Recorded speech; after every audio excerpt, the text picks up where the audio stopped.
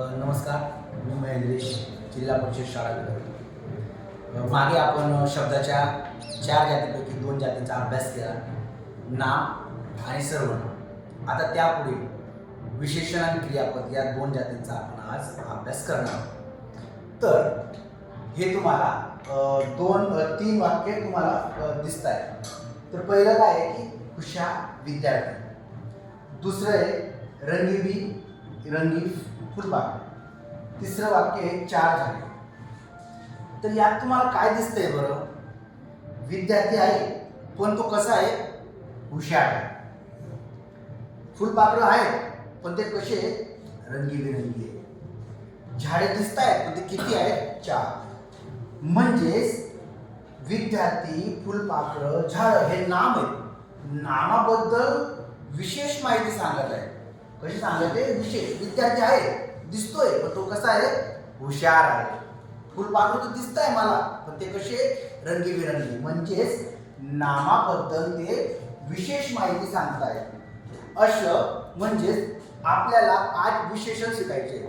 विशेषण म्हणजेच तुम्हाला उदाहरणावरून समजलंच असेल की नामाबद्दल विशेष माहिती सांगणाऱ्या शब्दास विशेषण असे म्हणतात.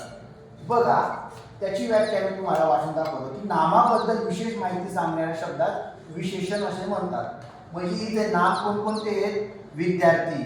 दुसरं नाम कोणतं आहे? फुलपाखरू. तिसरं नाम कोणतं आहे? झाडे. पण यांच्याबद्दल कोणती विशेष माहिती सांगताय? हुशार विद्यार्थी. फुलपाखरू कशी आहेत? रंगीबेरंगी आहेत. झाडे कशी आहेत? 4 झाडे.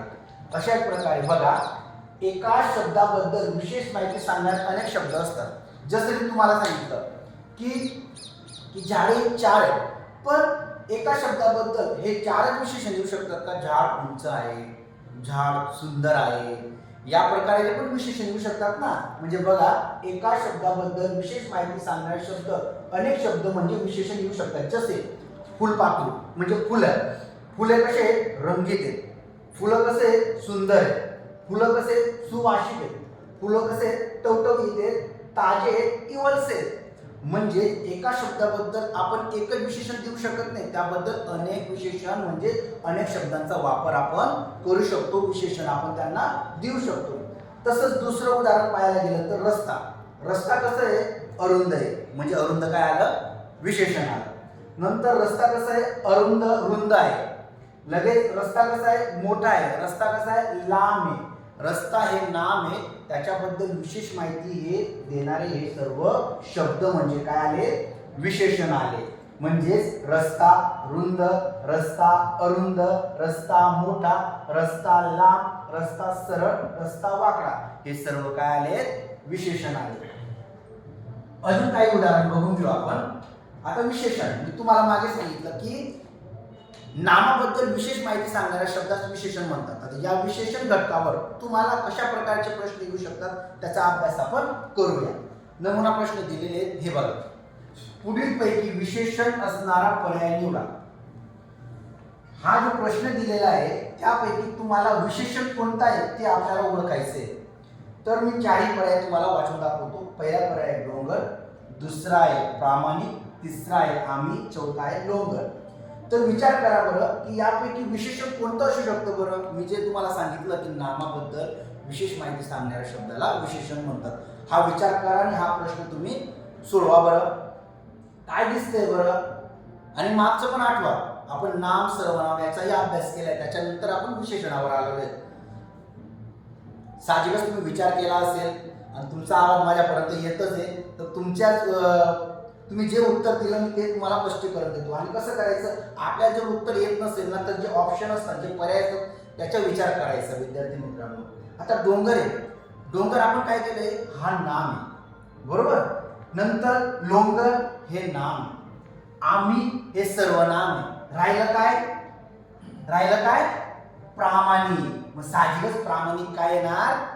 विशेषण येणार. ज्या वेळेस आपल्याला उत्तर कन्फर्म माहीत नसतं त्यावेळेस 4ही पर्याय आपण व्यवस्थित वाचायचं. त्या पर्यायामधून आपल्याला एक उत्तर आरामाने भेटतं. जसं मी आता तुम्हाला सांगितलं की आपल्याला विशेषण जर माहिती नसेल पर्यायामध्ये कोणतं विशेषण आहे तर आपण विचार करायचा की हा बाबा, आम्ही हे मला माहिती आहे सर्वनाम आहे, लोंगर मला माहिती आहे नाम आहे, डोंगर मला माहिती आहे नाम आहे, राहिलं कोणतं? प्रामाणिक. या पद्धतीने आपण विशेषण ओळखू शकतो.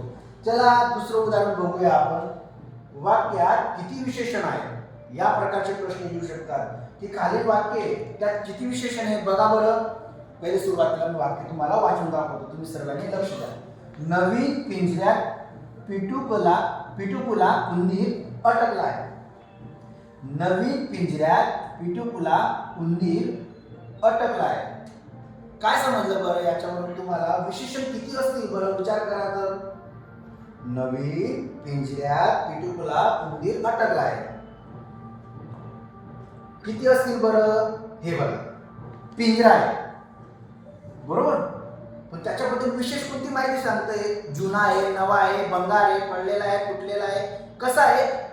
नवीन आहे. म्हणजे हा शब्द काय सांगतोय?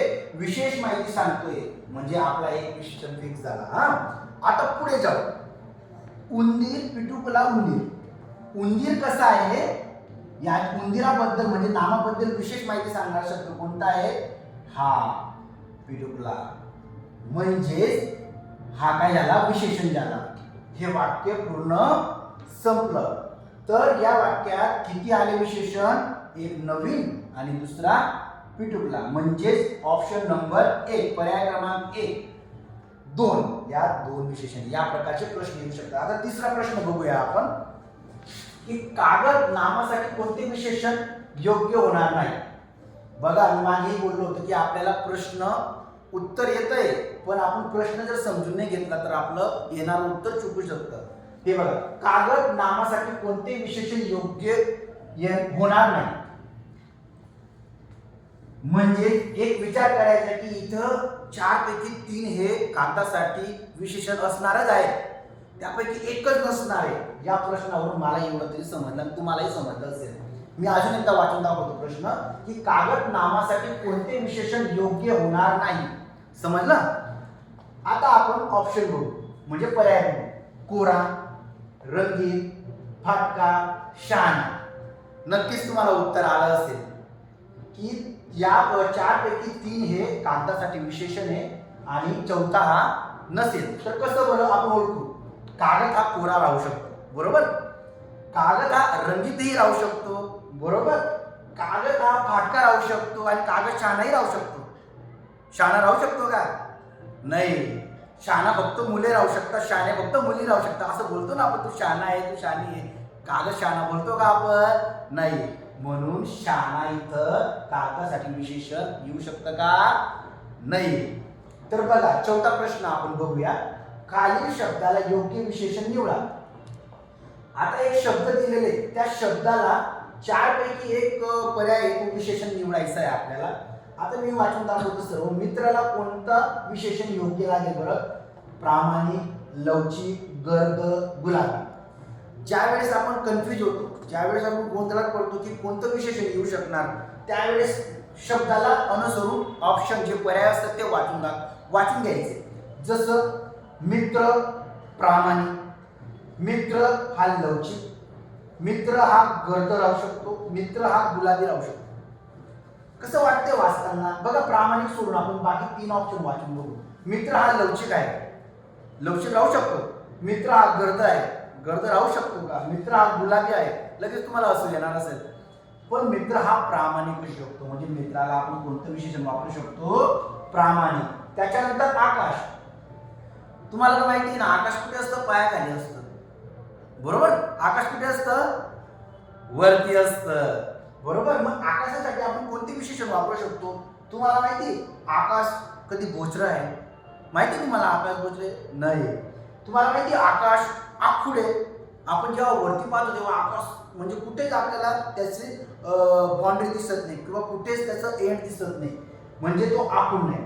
आकाश हे 5 आहे, माहिती आहे तुम्हाला आकाश किती आहे? नाही. तर आकाश हे निरभ्र, म्हणजेच अभ्र नाही, त्याला ढगाळ वातावरण नाही, निरभ्र येते. म्हणजे त्याला आकाशाला कोणतं विशेषण येणार? निरभ्र. म्हणजे या प्रकारचे प्रश्न आपल्याला विशेषणावर येऊ शकतात आणि मला नक्कीच वाटतं की तुम्ही विशेषणावरचे प्रश्न अजिबात चुकणार नाही. आता त्याच्या पुढची जाती आहेत, शब्दाची जाती आहे, ते म्हणजे क्रियापद. नक्कीच तुम्हाला विशेषण सर्व समजलं असेल. त्याच्या पुढची जाती बघू आपण. चौथी म्हणजे क्रियापद. आता बघा, क्रियापद म्हणजे काय, क्रियापदाची व्याख्या काय आहे, ती कशी आहे, त्याच्या आधी आपण हे वाक्यांचा अभ्यास करू. म्हणजे उदाहरणाकडनं आपण व्याख्याकडे जाणार आहोत. पहिले वाचून घेऊया. मी पुस्तक वाचतो, मी चित्र रंगवतो, मी गाणे गातो. या 3 वाक्यांवरून तुम्हाला कळतंय का काहीतरी क्रिया करताय. ते नाही का CIT मध्ये दया पुसतो गडबड या टाईप मध्ये, की ह्या 3 वाक्य वाचल्यानंतर काहीतरी वाटतं जे की काहीतरी करताय, काहीतरी क्रिया चालू आहे. मी पुस्तक वाचतो, वाचण्याची क्रिया चालू आहे. मी चित्र रंगवतो, रंगवण्याची क्रिया चालू आहे. मी गाणे गातो, गाण्याची क्रिया चालू आहे. म्हणजेच आपल्याला क्रियापद म्हणजे काय, की कोणती ना कोणती क्रिया स्पष्ट होते यावरून, आणि एक असतं क्रियापदाचं की तो अर्थपूर्ण करतो. जो क्रियावाचक शब्द असतो तो अर्थपूर्ण करतो. फॉर एक्झाम्पल, मी आता हे वाचतो, हे मी तुम्हाला दिसू देत नाही. मी पुस्तक, वाक्याचा अर्थ पूर्ण होतोय का? साहजिकच नाही होणार. पण मी हे काढलं, मी पुस्तक वाचतो, म्हणजे आपला वाक्याचा अर्थ पूर्ण होतो. ती व्याख्या आपण बघून घेऊया. ही व्याख्या इथे आहे. वाक्याचा अर्थ पूर्ण करणारा क्रियावाचक शब्दाला क्रियापद असे म्हणतात. वाक्याचा अर्थ पूर्ण करणारा क्रियावाचक शब्दाला क्रियापद म्हणतात. क्रियावाचक शब्दही आहे आणि तो अर्थही पूर्ण करतो. आता बघा, वाचतो, रंगवतो, गातो ही क्रिया दाखवणारे शब्द आहेत व वाक्याचा अर्थ पूर्ण करतात. मी तुम्हाला मागे दाखवल्याप्रमाणे. तरी एक उदाहरण बघा, मी गाणे. जर गातो नसेल, क्रियावाचक शब्द जर वाक्यात नसेल, तर अर्थ पूर्ण होणार आहे का? नाही होणार आहे. आणि जर गातो जर लावलं, तर मी गाणे गातो हा वाक्याचा अर्थ पूर्ण होतो. आता बघा, क्रियापद वाक्याच्या शेवटी येते, हे आपल्याला या उदाहरणावरून समजलं. वाचतो, रंगवतो, गातो. परंतु काही वेळा ते वाक्याच्या मध्ये किंवा सुरुवातीला पण येऊ शकते. असं फिक्स नाही की क्रियापद हे शेवटी येणार. तर त्या प्रकारचे उदाहरण आपण बघून घेऊया. सूर्य दररोज पूर्वेला उगवतो, उगवण्याची क्रिया. हे काय आहे? क्रियापद आहे. क्रियापद कुठं आलं? शेवटी आलं. एक होता राजा, होता काय आहे? क्रियापद आहे. ते कुठं आलं? मध्यभागी आलं. सांगितली अजून एक छान गोष्ट, गोष्ट सांगितली पण आहे, ती छान पण आहे. सांगितली, सांगण्याची क्रिया होते आणि कुठे? क्रियापद पुढे. म्हणजेच क्रियापद हे वाक्याच्या शेवटी असतेच, परंतु ते मध्ये आणि सुरुवातीला पण असू शकते. आता त्यावर कशा प्रकारचे प्रश्न येणार आहेत तुम्हाला सांगितले. क्रियावाचक शब्द आणि जो अर्थ पूर्ण करणाऱ्या शब्दाला क्रियापद असे म्हणतात. पण त्यावर आधारित कशा प्रकारचे प्रश्न येतील त्याचा आपण अभ्यास करून घेऊया. नमुना प्रश्न. ताईने अंगणात सुंदर रांगोळी. पुढे काय येणार? कोणतं क्रियापद वापरणार आपण? ताईने अंगणात सुंदर रांगोळी काढते, काढतात, काढली, काढे. या 4 पर्यायापैकी कोणतं पर्याय तुम्ही वरील वाक्यामध्ये लावणार क्रियापद म्हणून? बघा, वाक्य डायरेक्ट वाचून घ्यायचं पर्यायासोबत. ताईने अंगणात सुंदर रांगोळी काढते. होते का व्यवस्थित वाक्य? नाही. ताईने अंगणात सुंदर रांगोळी काढतात. वाक्याचा अर्थ पूर्ण होते का? नाही. आणि वाचतानाही बरोबर वाटत नाही. ताईने अंगणात सुंदर रांगोळी काढली, म्हणजेच ताईने अंगणात सुंदर रांगोळी काढली म्हणजे या वाक्यात कोणतं पर्याय येणार? क्रियापद म्हणून काढली. तसंच दुसरं उदाहरण बघू आपण. क्रियापद असणाऱ्या पर्यायाला वर्तुळ करा. आता इथं 4 पैकी कोणतं क्रियापद आहे त्यातला आपण वर्तुळ करायचे. पहिला पर्याय कोणता आहे? लाजरा. दुसरे लाजरी, तिसरे लाजते, चौथे आहे लाजरे. यावरून तुम्हाला 4 पर्यायावरून कोणता क्रियापद हा दिसतंय की या पर्यायामध्ये क्रियापद आहे? लाजरा, तो मुलगा लाजरा आहे, हे विशेषण येऊ शकतं. मुलीबद्दल जर बोललं तर लाजरी. लाजतो, तो काय करतोय? क्रिया करतोय, तो लाजतोय. ठीक आहे ना? म्हणजे यापैकी 4 पैकी 3 नंबरचे जे पर्याय आहे ते आहे क्रियापद. आता त्याच प्रकारे तिसरं उदाहरण बघून घेऊ आपण. पकडा त्याला पटकन सर्वांनी, यामध्ये क्रियापद कोणते? पकडा त्याला पटकन सर्वांनी, कोणती क्रिया होते बरं? यामध्ये विचार करा आता, कोणती क्रिया होते? वाक्य वाचल्यानंतर पकडा त्याला पटकन सर्वांनी, वाचायची क्रिया होते, लिहायची क्रिया होते, नाचायची क्रिया होते, गाण्याची क्रिया होते का पकडायची क्रिया होते? बरोबर, पकडण्याची क्रिया होते. म्हणजेच पकडा त्याला पटकन सर्वांनी, वाक्यामध्ये ऑप्शन नंबर 1 म्हणजे पर्याय क्रमांक 1 हा क्रियापद आहे. नमुन्यासाठी मी तुम्हाला 3 प्रश्न दिले. या प्रकारचे अधिक प्रश्नांचा सराव तुम्ही जास्तीत जास्त करा. यावर आधारित क्रियापदावर आधारित यासारखेच प्रश्न तुम्हाला येतील. धन्यवाद.